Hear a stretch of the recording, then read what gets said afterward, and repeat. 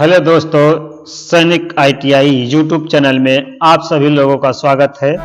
हमारे चैनल को सब्सक्राइब करें व अपने दोस्तों में शेयर करें। आज हम फिटर सेकेंड ईयर पार्ट 6 निमी पैटर्न का क्वेश्चन हल कराएंगे। चलिए आगे बढ़ते हैं क्वेश्चन की तरफ। क्वेश्चन नंबर 143, अपघर्षण स्टिक्स के साथ बेलनाकार सतहों के प्रोफाइल को सही करने की फिनिशिंग प्रक्रिया क्या है? तो इसमें ऑप्शन आपका दिया है बी, होनिंग विधि। होनिंग विधि के द्वारा हम इसके घर्षण करके इसकी सतह को फिनिश यानी अच्छी तरह से फिनिशिंग करते हैं। तो ऑप्शन इसमें आपका बी सही है। होनिंग एक प्रकार की क्रिया है।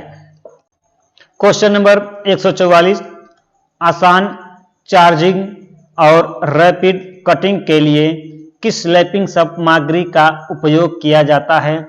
तो इसमें ऑप्शन आपका बी सही है, तांबा और पीतल। जो तांबा और पीतल होता है वह चार्ज करने के लिए अच्छा साधन या अच्छा उपकरण है। आगे बढ़ते हैं। क्वेश्चन नंबर 145, कौन सी लैप सामग्री महंगी है और अगर खराब हो जाए तो इसका विस्तार किया जा सकता है? तो इसमें ऑप्शन आपका डी सही है, लीड जो है यह महंगी मिलती है और इस खराब हो जाने पर इसको हम फिर से बना सकते हैं, इसको बढ़ा सकते हैं। क्वेश्चन नंबर 146, कठोरीकर्ता स्टील और भारी स्टॉक हटाने के लिए किस प्रकार की अपघर्षण सामग्री का उपयोग किया जाता है? तो इसमें ऑप्शन आपका ए सही है, सिलिकॉन कार्बाइड। जो सिलिकॉन कार्बाइड होता है वह कठोरीकर्ता स्टील और भारी स्टॉक को हटाने के लिए अपघर्षण सामग्री है। क्वेश्चन नंबर 147, कौन सा अपघर्षण डाई और गेज की लैपिंग के लिए उपयोग किया जाता है? तो इसमें ऑप्शन आपका ए सही है, बोरोन कार्बाइड। जो बोरोन कार्बाइड होता है वह अपघर्षण डाई और गेज की लैपिंग के लिए उपयोगी होता है। आगे बढ़ते हैं। क्वेश्चन नंबर 148, टंगस्टन कार्बाइड के लैपिंग के लिए प्रयुक्त सभी अपघर्षण पदार्थों में से सबसे कठोर कौन सा है? इसमें ऑप्शन आपका सी सही है, हीरा प्रयोग किया जाता है। क्वेश्चन नंबर 149, बहुत छोटे छिद्रों को सही ढंग से फिनिश करने के लिए इस्तेमाल किए गए अपघर्षण का नाम बताइए? तो इसमें ऑप्शन आपका बी सही है, हीरा जो होता है छोटे छोटे छिद्रों को सही ढंग से फिनिश करने के लिए प्रयोग किया जाता है। क्वेश्चन नंबर 150, रिकल लैपिंग करने का उद्देश्य क्या है? तो इसमें ऑप्शन आपका ए सही है, काटने की क्रिया को विनियमित करे और सतह को चिकनाई करने के लिए। जो मतलब एक लाइन एक सीध में करने के लिए और चिकनाई युक्त मतलब फिनिशिंग करने के लिए इसका प्रयोग किया जाता है। इसका मेन उद्देश्य यही है।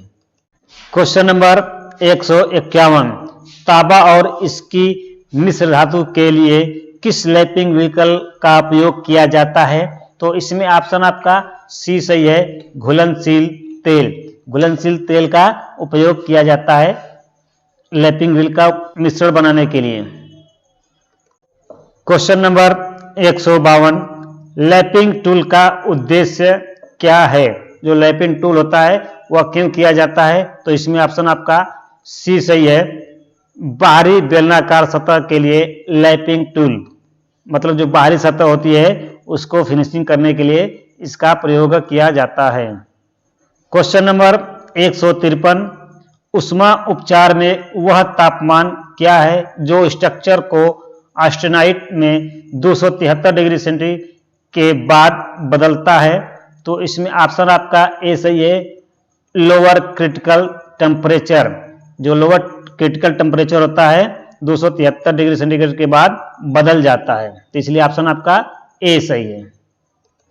क्वेश्चन नंबर 154, यदि गर्म स्टील को धीरे धीरे ठंडा किया जाता है तो पुरानी संरचना को बनाए रखा जाता है और इसमें बारीक ग्रेन्स होंगे जो इसे आसानी से मशीन करने योग्य बना देता है।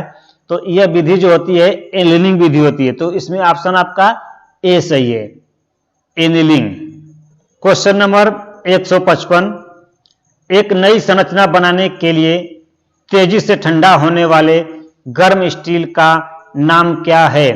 तो इसमें ऑप्शन आपका सी सही है, मार्टेनसाइट। मार्टेनसाइट के द्वारा क्या करते हैं, जो भी कोई धातु होती है उसकी संरचना को बदल दिया जाता है, क्योंकि इसमें धातु नर्म हो जाती है। क्वेश्चन नंबर 156, काटने की क्षमता को जोड़ने और स्टील पर घिसने का प्रतिरोध उत्पन्न करने की प्रक्रिया क्या है? तो इसमें ऑप्शन आपका डी सही है, हार्डनिंग। हार्डनिंग विधि जो है इसे काटने की क्षमता और जोड़ने की जो क्षमता होती है, स्टील को घिसने पर जो प्रतिरोध होता है, मतलब जो घिसाव होता है वह कम हो जाता है हार्डनिंग की वजह से, इसलिए ऑप्शन इसमें आपका डी सही है। क्वेश्चन नंबर 157, चरम भंगुरता को दूर करने और स्टील में टफनेस और शॉक रेजिस्टेंस को प्रेरित करने के लिए क्या प्रक्रिया है? तो इस प्रक्रिया का नाम है टेम्परिंग, इसलिए ऑप्शन आपका ए सही है, टेम्परिंग। टेम्परिंग करने के बाद जो भंगुरता को दूर करते हैं और स्टील के टफनेस को और शॉक को प्रेरित करते हैं, इस प्रक्रिया को हम लोग टेम्परिंग कहते हैं, इसलिए ऑप्शन आपका ए सही है।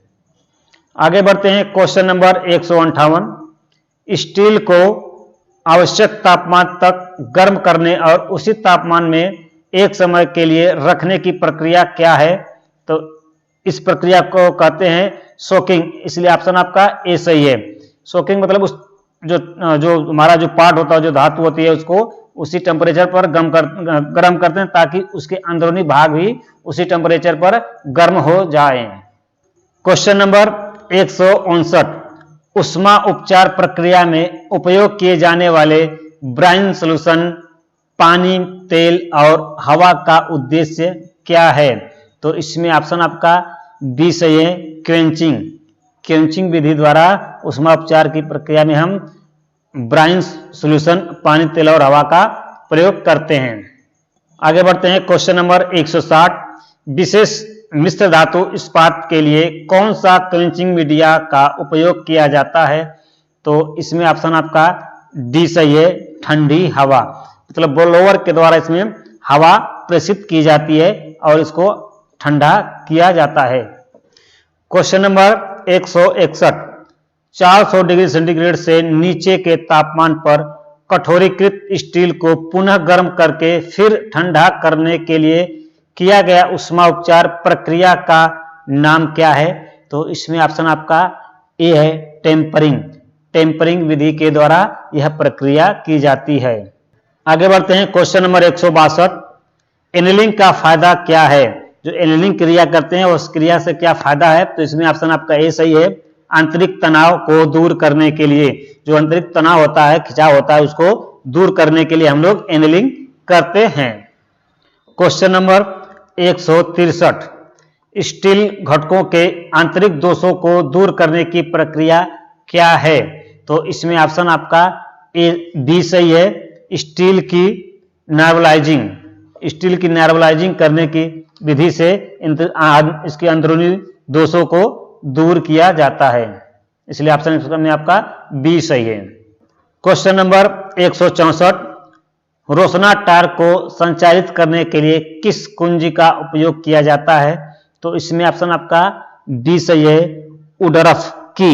उडरफ की जो होती है, इस टार को चलाने के लिए इसका उपयोग किया जाता है। क्वेश्चन नंबर 165, स्टील के यांत्रिक गुणों जैसे स्ट्रेंथ, चिमड़ापन, डक्टिलिटी कैसे प्रभावित होते हैं? तो इसमें ऑप्शन आपका बी सही है, हार्डनिंग के द्वारा। जब हार्डनिंग प्रक्रिया करते हैं तो इसमें यांत्रिक जो गुण होते हैं उसके स्ट्रेंथ, चिमड़ापन या डक्टिलिटी प्रभावित हो जाती हैं। क्वेश्चन नंबर 166, किस बियरिंग की ऊष्मीय चालकता, थर्मल कंडक्टिविटी कम होती है? तो इसमें ऑप्शन आपका डी सही है, लैमिनेटेड फेनोलिक्स प्रक्रिया जो होती है इससे यह कम होता है। क्वेश्चन नंबर 167, बॉल बेयरिंग में प्रदान किए गए गहरे ग्रूवेज वाले बॉल रेसेस का उद्देश्य क्या है? तो इसमें ऑप्शन आपका सी सही है। अक्षीय थ्रस्ट का सामना करने के लिए, जो अक्षीय थ्रस्ट होते हैं उसका सामना करने के लिए इसका प्रयोग किया जाता है। Question number 168, double row roller bearing का उपयोग क्यों किया जाता है? तो इसमें ऑप्शन आपका डी सही है। भारी रेडियल भार लेने के लिए।